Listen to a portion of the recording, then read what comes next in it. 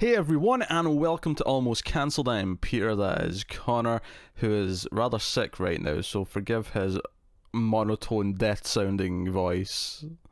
Yeah, this isn't actually a voice of disinterest. There will be passion. It'll be subtext. So we're going to talk about Star Trek Discovery Season 2, Episode 14. It's the season finale. It's called Such Sweet Sorrow Part 2. So, full spoilers for the episode. And of course, this is the end of the season, so full spoilers for the season as a whole. So I'm going to start off by saying here, everything I wanted this to end with, in the sense of where I wanted it to be for Season 3, happened. Right? We seem to have, the Discoveries went into the future. It seems like they're going to be staying there. And it's been confirmed. It's been confirmed outside the show, you mean? Yeah, Kurtzman confirmed it. Cool. So everything I wanted to happen happened. So I'm pretty happy. The execution and the journey there was some bumps. There was some bumps along the road. There was indeed. So where to start? I can sum this episode up in 3 words. Oh God. So many explosions. There was lots of explosions. It was essentially one giant action scene for like 40 minutes before it started to wind down into the epilogue. Some of which was really cool. Joe's scene I really liked in terms of action. I really liked when Michael first flies out Discovery in the suit, and all the ships are forming around her to protect her. The shuttle bubble. Yeah, I really liked that. I thought it was a really exciting little moment. It was good. I did. I found myself wishing we were getting point of view shots from her, like inside the helmet, looking out. Because we were following behind her, and I wish we'd seen like from her perspective. Yeah, we got the Iron Man cam at one point, but not. We did. Yeah. But that was a really cool. That was a cool set piece moment. It's funny because probably the one element that hurts this a little bit in terms of splitting it into a 2-parter is that the first half is set up and the second half is all action, as opposed to something that's a bit more balanced in each episode. I'm telling you, should have been aired together. Well, we're here now, right? And for the rest of time, all I'm saying is, what you just said there kind of felt like you're admitting I was right last week. Never. I was still quite satisfied with. Last week I don't think hurt because it was split in half. This week it felt like, no, this was like a 45-minute action sequence.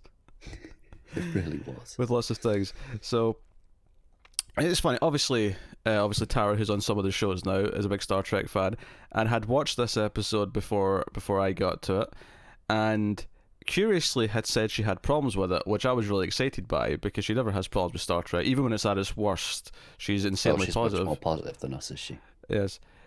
But she said something made her cringe, and I was watching it, and it was a line of dialogue. So I was watching the episode. All the episode, I was waiting for the line. Does it come from Nan? It does. Yeah. Where did yum yum come from? That was terrible. Because I cringed, and yeah. It's like she was in a porn parody all of a sudden, going yum yum. Yeah, I don't know what the hell that was, but it was terrible. What's weird about it is like, it'd be fine if like just her character had been kind of like this like the whole time, or but it felt like I've never seen her be that playful or excited about anything like ever. Yeah, I don't know. Violence turns her on. Apparently, she was super excited about that. I got nothing else for you. I was super excited. Other things, obviously, we were expecting is that somehow Spock ended up not going, which makes sense. It's fine. We'll talk more about where he ends up. Surprisingly, though, Giorgio ended up on Discovery when it left. Yeah, which implies there's a way back at the end of season 3, because we know they're shooting season 3 before they start doing anything for Section 31 show. So that would imply she comes back. Yeah, it implies she comes back somehow. I mean, I don't mind, because I like Giorgio, so her being around for season 3 is not a bad thing. Yeah, I agree. Do you know what's a shame is who's not going to be around? Pike? No, Poe, because she didn't. Oh, sure, yeah. Oh, as in people who we thought might go with them, yeah. Yeah, we were talking about it last week. Yeah. Maybe she'll pop up in another show in the universe. Yeah, maybe. Yeah, it's possible. So, I like where we leave all that stuff off. I love that we actually went to the future. And I don't even mind that we don't see anything in the future at the end, but I do think it feels weird that we don't, not because I expect it. How do I phrase this? I have no problem with us not seeing anything in the future. Had the final moment been them just like disappearing and then it cut to credits, I'd have been fine with that. But it goes on for like 15 minutes after they go. I think there's a moment where after they go and the Enterprise swings past and you get the music, and it's the end of episode music. Yeah. From the original series. I'm like, oh, this is it. Stop there. And then it keeps going. And I didn't even mind that it kept going, but once it did keep going and we got like an extended like 10 to 15 you felt minute like epilogue, you needed to cut back to at least a short. Just a shot. Just one shot of like them looking at something weird or appearing and things being weird and cliffhanger, you know? Instead it ended with the Enterprise like riding off out of the sunset almost as if we're, like we spent the last 15 minutes saying goodbye to that, because the show is clearly implying we're not going to see Pike or Spock again in this show. It feels like we're leaving those characters, which is fine. But it felt like we're focusing the whole ending of the episode to saying bye to them, and it felt weird not to cut back to Michael and the Discovery crew and their like first experience, their first moment of shock, and then cut to credits there. So that was a little bit weird, but it's not like a huge complaint because it's not actually a bad thing necessarily. It's just weird. It's the opposite of last season where we ended with, okay, here's a tease of what's to come. Yeah, they're leaving this very open right now. Maybe they haven't decided yet when they were shooting it. What I mean, next? as Spock says, let's see what the future holds. Yeah. So I will say though, the epilogue section did make me cringe a couple of times in its own right for a couple of prequel things where it went full prequel. And one of the things that I hear about prequels, and this is because one of the things we praise Better Call Saul about, is that it's an excellent show, of course, and it doesn't really ever do this, and it's only ever once done a prequel thing. And I'll just say The Bell, right, for anyone who doesn't watch. I don't want to spoil it for people who have not seen it yet, but and we called it out for that when it happened. And we called it out for that it did this thing with The Bell. But one of the things that I hear about prequels is when they take something that's not actually that important from the original thing, whatever it may be, and treat it like an important thing because we recognise it as the audience.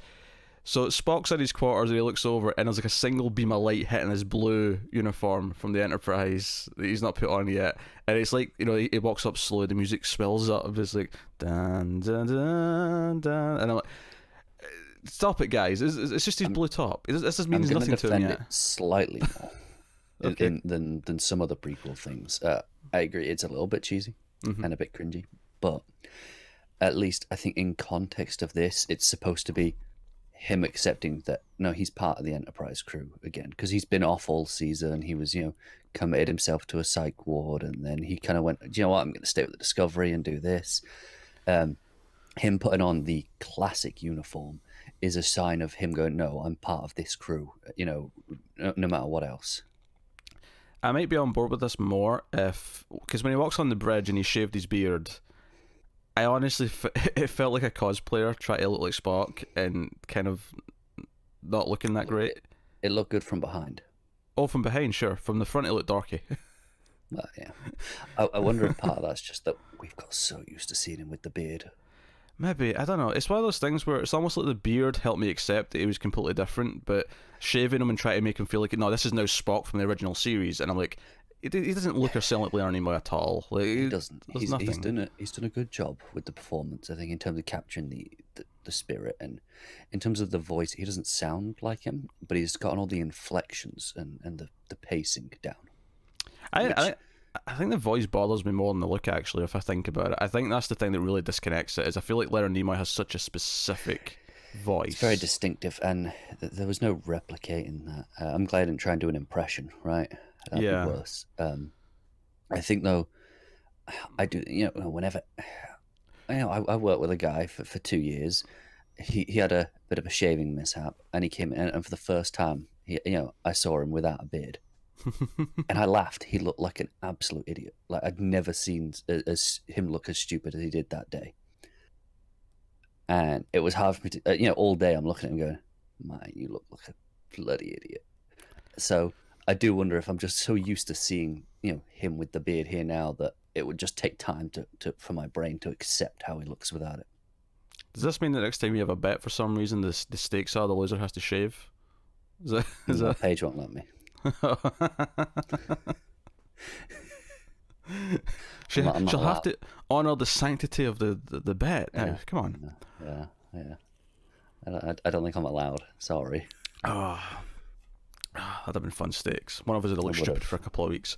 But yeah, so there's that, and then the other thing we get to before that though is, so we get this montage of Pike, Number One, and Spock, and Ash actually as well, talking to like Starfleet, and we have them it's basically them like saying, "Oh, the Discovery back on Earth, yeah, we're in San Francisco, where Starfleet headquarters." I like what they've done with the bridge, because obviously no one needs to use the bridge, so it's all just solar panels. Yeah, because everyone's flying cars and shit. I thought it was a nice touch. What I don't like about this, so that them lying this in Discovery just exploded. The idea of being that Control will never look at it if the record reads that it was destroyed, right? That it didn't just go to the future. But it ends with Pike kind of saying, look, because of like the breaking of the rules, and because of what could happen if anyone ever tries to replicate it or go back and find Discovery using time travel, we can't ever talk about it. It has to be away from the record, and even bringing it up should be punishable. But and I think it's Spock that suggests all this, not Pike. Is it Spock that suggests this? Fair enough. Yeah. But he's like the word treason. It'd be treasonous to talk about this in the future. Which is like, hey, this is why we never mentioned the spore drive or anything else. And Joe, I'm of two minds about this, because on the one hand, I'm like, this makes sense. I get why you have to do this. And the other hand, though, it's kind of what you were complaining earlier in the season, why explaining why all the technology is better. It draws attention to it. It's clunky. It's glaring. It feels like you're pointing it out. Yeah, it's over and done with now, though, I guess. Yeah, that's true. We don't have to deal with that again. Yeah, just do the upside. But does it make you feel any better about if you ever rewatch original series, accepting that this happened before that? Not really. If it's like if anything, it makes it easier to ignore it and just assume it didn't happen. That's fair. I mean, because I get why they have to try and make why did Spock never mention he had a sister? Why did Spock never mention anything to do with Discovery? Or it's just, I don't know. I get it. It's hard to swallow. It's just, and it's fine. Like, I accept that this shows its own thing. It's this new thing, and I think and that's I said last week, part of the reason why I'm so excited about just being in the future is like everything's new now. Everything can be just do its own thing. Do its own thing. It can just be like, yeah, I can accept this is all set afterwards. It's beyond all the other Treks. Yeah, by quite a margin. I know. In that interview where Kurtzman confirmed that yes, season 3 will be taking place, I think it's 950 years in the future. They asked him, so what about all the other stuff from all the other Trek shows? Will that get referenced? And he said, well, maybe. Obviously they haven't written specifics yet. He goes, maybe it's all happened, but kind of ancient history by that point, so it might not be relevant. I don't know. I think we'll find a way. We'll get Picard in old age makeup like they had DeForest Carroll at the start of our next generation. This is Jean-Luc Picard. He's 800 and something years old. Well, time travel, hey? Engage. Where is Number One? Be old and craggy. We've got a whole show coming for that. But that's just old man Picard. This is ancient man Picard. There's a difference. Oh, I'm sorry. How dare I undersell Patrick Stewart's ability to be old? So there's that sort of moment where it felt like we were spending 5 minutes doing housekeeping, not because the plot, it was important for the plot, but just because it had to do this. Yeah, and it kind of stuck out to me. But as for the first 40 minutes, I have one big plot question that I don't understand. Okay. So how was Michael able to jump back in time like 5 times to set these red signals when we were told that the power source would, the time crystal would be destroyed after one jump? Am I missing something here? Maybe it's a jump forward that destroys it. Maybe. Doesn't take as much energy to go backwards. I thought it was pretty bullshit. I thought the whole logic of, it's not letting us go forward. We'll have to go back first, and then it'll let us go forward. What? Why? This makes no sense. Do you know what? Like we're in an open loop, and it won't work until it's closed. I'm like, you can go through and then close it from that side. Like, was your plan? Like, what? I'd be willing to roll with that if they just give me a reason why she can jump back and it's okay to jump back. Because I just don't understand. Because they clearly set up this last week. They can only jump once and then it's done. More importantly, the epilogue shows us that it's not destroyed because she sends the seventh signal from the future, right? That's true. Because the seventh signal is the one for Spock at the end to say, "Hey, we made it. We're all right." Unless is this the reason why her mum can't come back? Because she's always pulled back to the past. Is like Michael theoretically can still jump back to the past, but she's always pulled back because she doesn't have a time crystal. Yeah, maybe she's locked there, and that's why she can come back and send a signal because that was that's the sort of thing her mum was doing. Yeah, could be. And that's why the first 5 jumps back didn't count because they were just quick. I don't know. I feel like they could have done a better job making this clear. Yeah, I'll be honest. I thought that whole section was a bit of a drag pacing wise because I was feeling most of the ship battle. It was tight. It was well paced. It was interesting. It was keeping my attention. And we got to this bit where we spent a good 10 minutes of her just jumping back through the season and here's a couple of moments of what you saw in episode 1. Here's some episode 2, and I'm like, yeah, I could have done without that. Yeah, they had that. The actual ship battle stuff though was pretty good. If there's a lot of it, admittedly, but there was a lot, but it did look good. It looked good. It felt epic. Admiral Cornwell.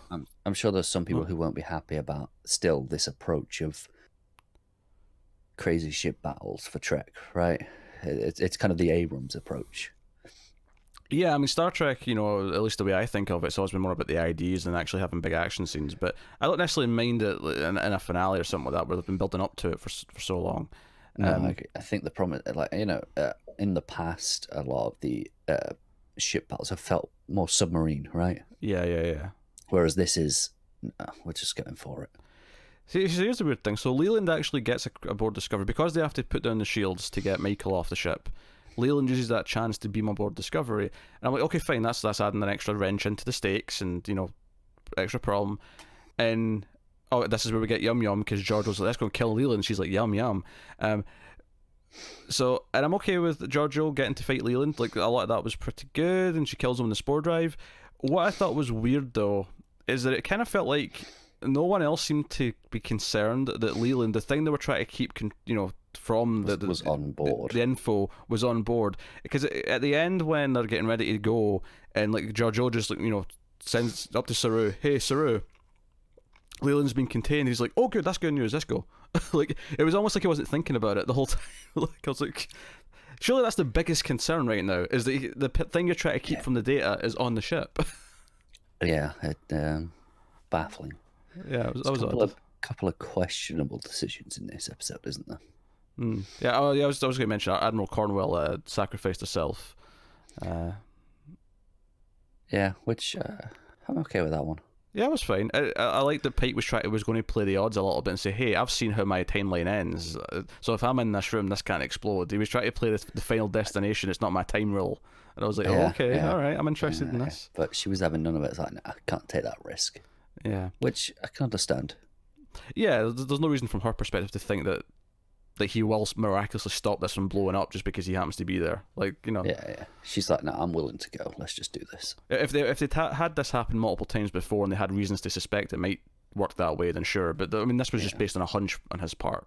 Like, so. And in terms of this part, one of the weird moments for me was when she told Number One to go back up to the bridge, and on her way out, she's like, hey, one moment.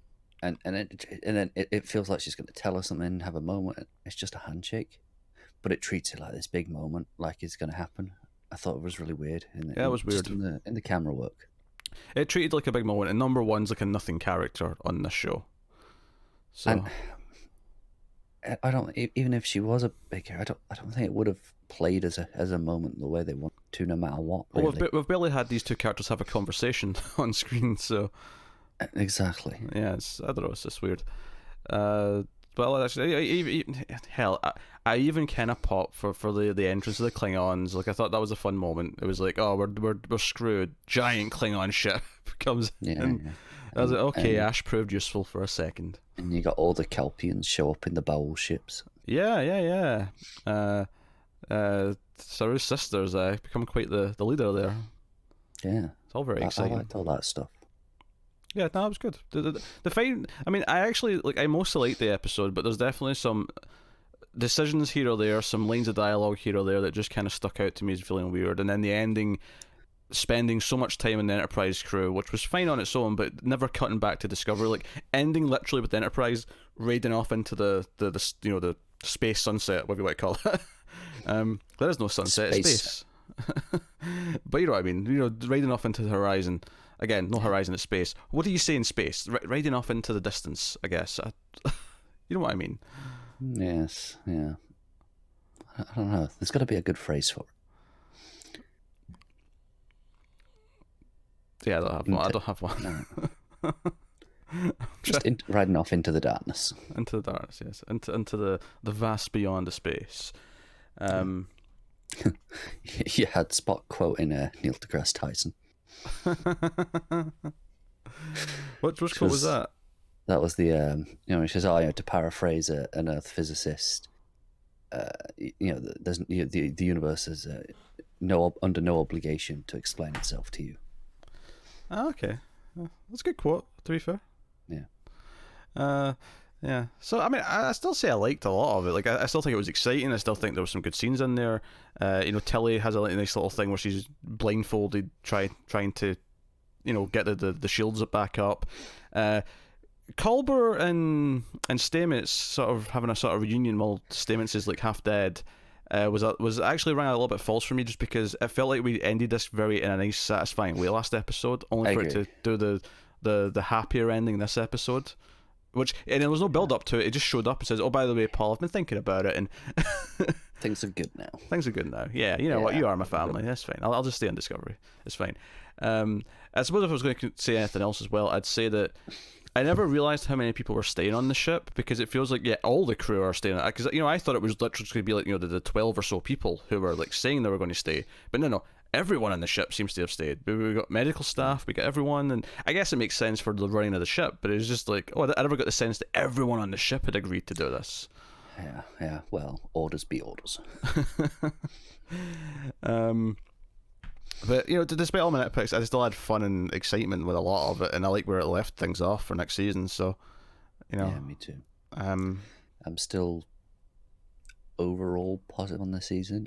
I got problems. I think the first half was much better, tighter.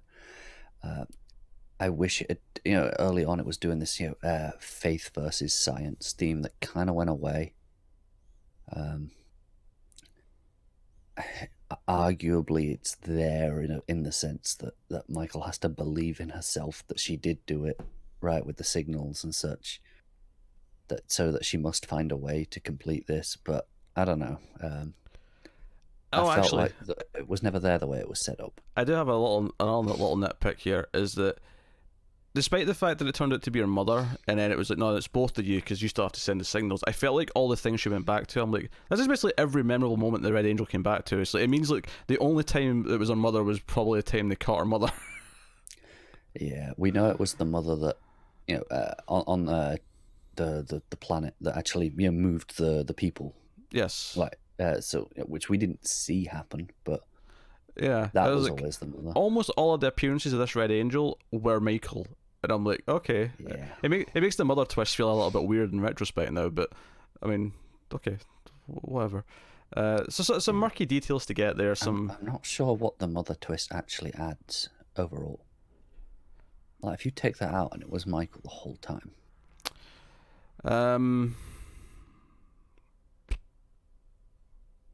Don't know.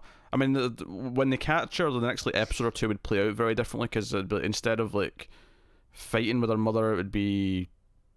Yeah. Okay. So it would change the fluctuation there, but the overall core story, motivations for why they have to go to the future. Yeah, the ending would be the same. A lot of the build-up would be the same, but there'd be like 2 or 3 episodes just before the last couple that would be pretty different. It would, but I don't know. I feel like it was a bit of a pointless twist for the sake of it. Yeah, it almost feels like everyone, they assumed that everyone was thinking it's just Michael. It's not going to be that surprising, so they wanted to throw in a surprise, and then it kind of just turned into being Michael anyway. Yeah, pretty much. Yeah, so that's kind of weird. Yeah, so it's funny though, because despite all these things that we're saying, like the season as a whole was a lot more enjoyable to watch in season one. It had a lot more better episodes. It generally had a better overall goal at the end of the season, and it does leave the things off in a really exciting place. For like, I am much more optimistic and positive going into season 3 than I was going into season 2, by a mile. Me too. Yeah, me too. I know. There was an interview earlier this week where you had Frakes talking, because he's working on the Picard show, right? Mm-hmm. And he's obviously directed some episodes of this season. He's directing some of season 3 again. That's already confirmed. And he said, "Yeah, I think the show really grew the beard between seasons." So, that's him admitting that Riker was shit before he got the beard, and then he got the beard, and then things got better. But I tend to agree.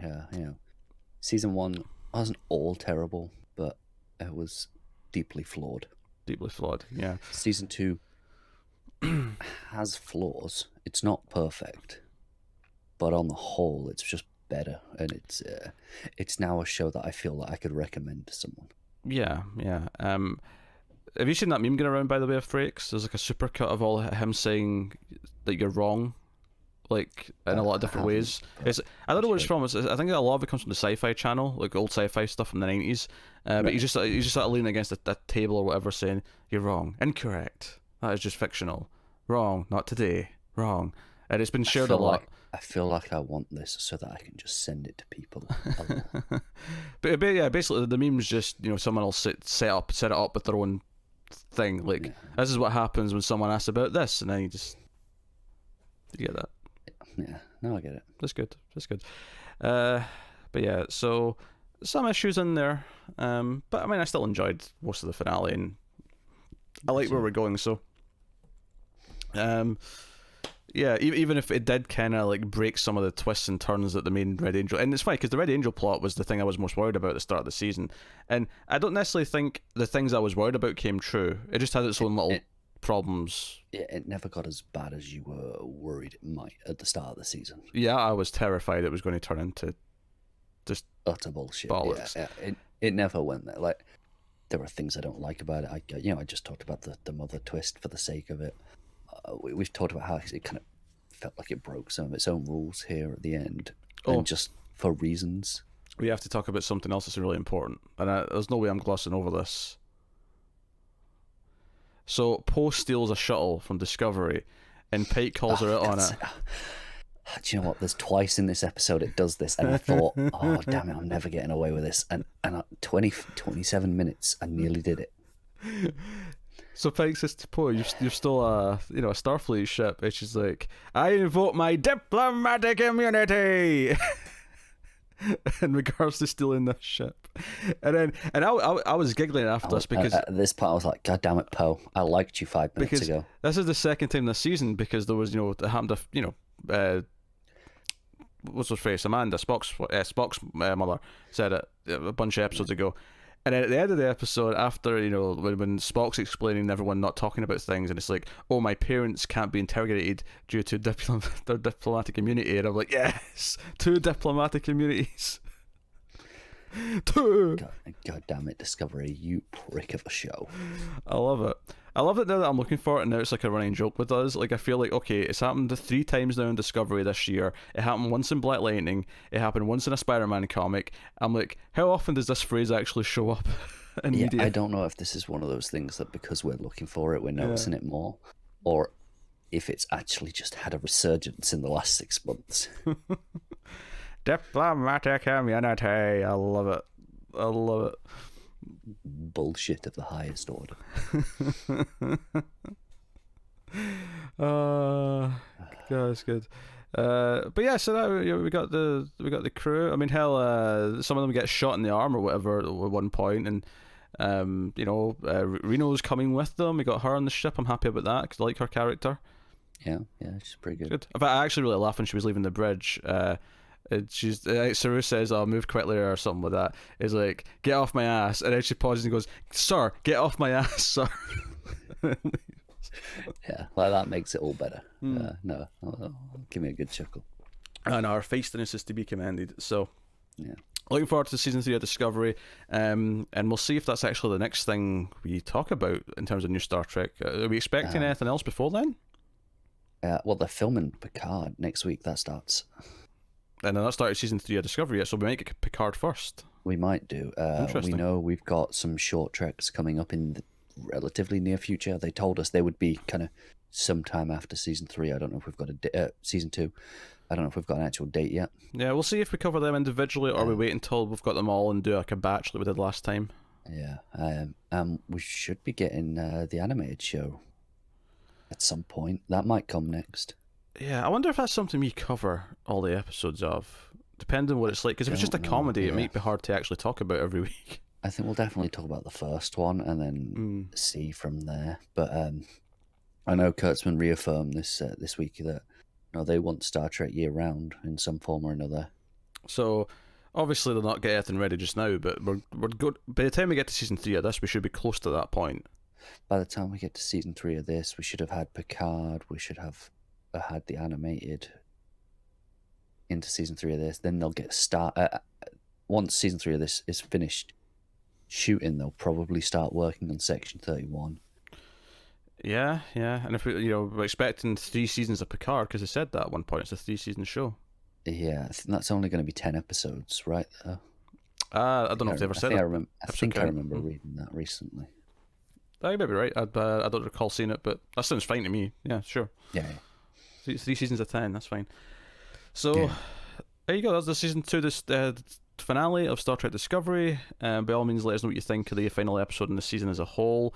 We're obviously much more positive, although it's not without its quirks and bumps and rough edges still. But it felt a lot more confident and a lot more just fun to actually watch this season. So that's I think the thing to take away here. But that is the review. So let us know what you think of the episode and the season in the comments. Like and subscribe, all that stuff. Get us on the Twitters at mail_fuzz for channel updates. If you have enjoyed us talking about this, it is worth mentioning. Me and Connor, I'm sure we mentioned this in a lot of the Star Trek reviews, but we are also working our way through classic Trek. We finished the original series. We got all that done, the original movies. We're deep into season 1 of Next Generation, and we're going to keep going. We're going to be going for years into Deep Space Nine and Voyager eventually, but we're in season 1 of original Next Generation. So go check out that if you're listening to the audio feed. It's a Star Trek Viewers Log Classic Series as opposed to Modern Series, which is this one's on, and you can go check that out. Obviously it's all on YouTube. So yeah, but that is us. So thank you once again for watching or listening. We always appreciate it. If you're any of us talking about sci-fi shows, The Expanse season 4 is expected sometime this year. We'll definitely be talking about that. If in doubt where to find these for the audio, just find them on YouTube, and there's always links in the YouTube description to where the audio feed for the specific type of thing is that we do. Or you can find a nice handy list on Patreon at patreon.com/mailfuzztv, where you can support us for as little as $1 per month. You get some bonuses, you get some stuff early, so go have a look and see if you want to support everything we do.